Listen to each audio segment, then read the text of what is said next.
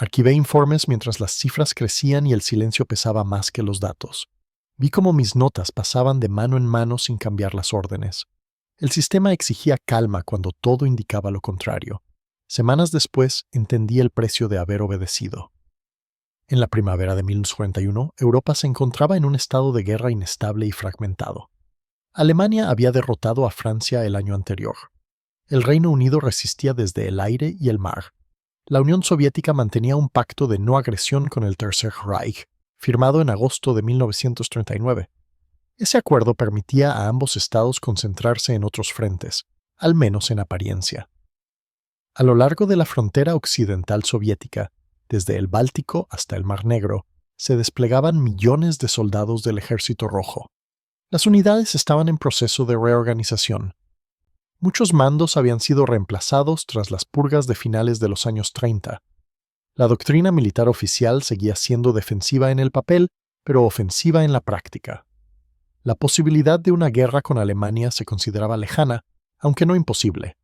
En Moscú, el aparato de inteligencia militar y civil trabajaba bajo una presión constante. Cada informe era leído a través de filtros políticos. Las conclusiones que contradecían la línea oficial eran vistas con desconfianza. En ese entorno operaba un oficial de inteligencia de rango medio, asignado al análisis de movimientos militares alemanes. Su trabajo consistía en revisar informes procedentes de agentes, agregados militares y observadores ferroviarios. Durante marzo y abril de 1941 comenzaron a llegar datos repetidos desde distintas fuentes. Se mencionaban concentraciones de tropas alemanas en Polonia ocupada. Se hablaba de nuevas unidades blindadas trasladadas hacia el este. Los informes señalaban la ampliación de aeródromos cerca de la frontera soviética. Nada de esto era, por sí solo, una prueba definitiva de un ataque inminente.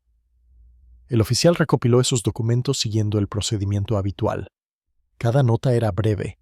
Cada observación se presentaba como preliminar. En uno de esos informes, fechado a mediados de abril, se indicaba que varias divisiones alemanas habían sido retiradas del oeste sin destino declarado. La evaluación sugería que el volumen de fuerzas superaba lo necesario para simples maniobras. El informe fue enviado a un nivel superior. Allí fue comparado con otros documentos similares. El consenso institucional seguía siendo que Alemania no atacaría mientras continuara la guerra contra el Reino Unido. Se asumía que las concentraciones respondían a presión diplomática o a una estrategia de intimidación. El informe fue clasificado como de interés secundario. En las semanas siguientes, la situación se repitió. Nuevos datos confirmaban el aumento de tropas. Los trenes militares circulaban de noche. Las estaciones fronterizas trabajaban a plena capacidad. El oficial volvió a señalar la acumulación como un patrón consistente. Algunos superiores consideraron que los informes podían ser desinformación británica. Otros temían provocar una reacción política indeseada. La consigna dominante era evitar alarmas prematuras.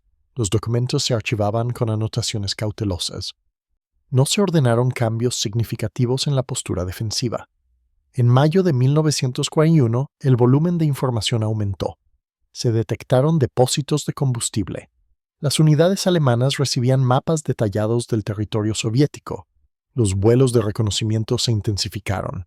El oficial incluyó estas observaciones en un nuevo informe de síntesis. Ese documento fue más explícito. Indicaba que la escala de preparación sugería una operación ofensiva de gran alcance. No afirmaba fechas. No utilizaba un lenguaje alarmista. Se limitaba a exponer hechos acumulados. La respuesta fue mínima. El informe fue registrado, leído y archivado. No se distribuyó ampliamente. No generó órdenes inmediatas. La evaluación oficial seguía descartando un ataque a corto plazo. En las unidades fronterizas, la vida cotidiana continuaba. Muchos soldados estaban en campamentos temporales. Las municiones permanecían almacenadas. Los aviones estaban alineados en aeródromos sin dispersión. La prioridad seguía siendo la instrucción y la reorganización interna.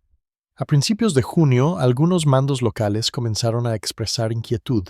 Solicitaron autorización para elevar el nivel de alerta. Las peticiones fueron respondidas con advertencias sobre provocaciones innecesarias. La disciplina política era estricta. Las órdenes de no reaccionar sin autorización se mantuvieron. El oficial de inteligencia continuó su trabajo. Sabía que su función no era decidir, sino informar. Los informes seguían un canal rígido. No existía margen para iniciativas personales fuera del procedimiento. Aún así, intentó destacar la coherencia de los datos recibidos. El 21 de junio de 1941, por la noche, muchas unidades soviéticas no estaban en posición de combate. Las comunicaciones eran incompletas. Las órdenes contradictorias habían generado confusión. La frontera permanecía relativamente abierta en varios sectores.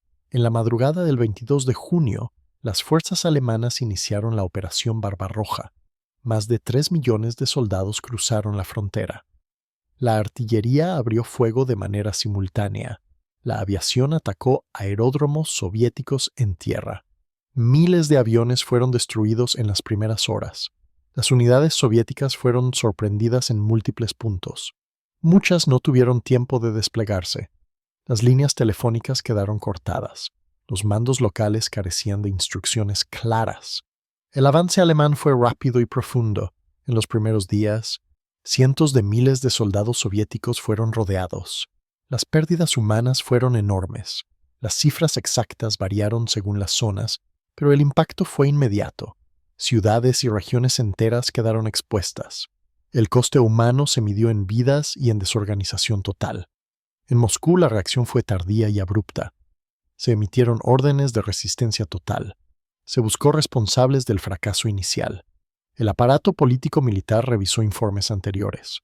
Muchos documentos archivados adquirieron un nuevo significado. Los informes de abril y mayo fueron recuperados. Se constató que advertían de una acumulación anormal de fuerzas.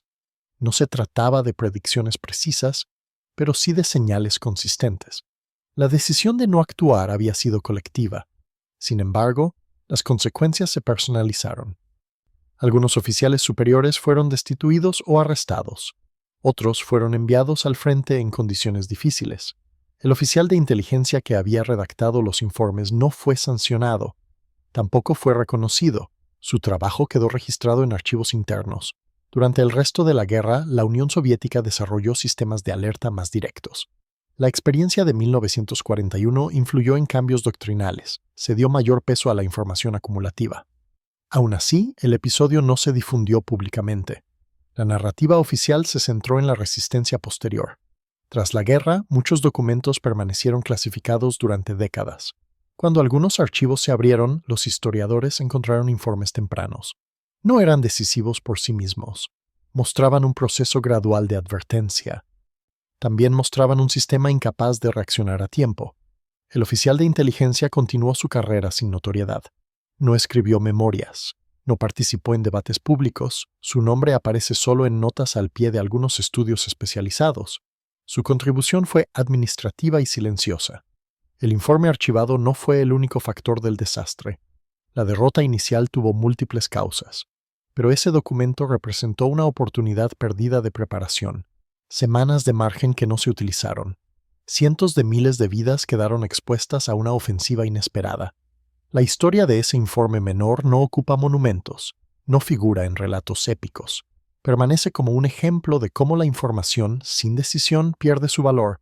En los archivos, las fechas y las firmas siguen intactas. El coste humano de su archivo quedó grabado en los primeros meses de la guerra en el Este.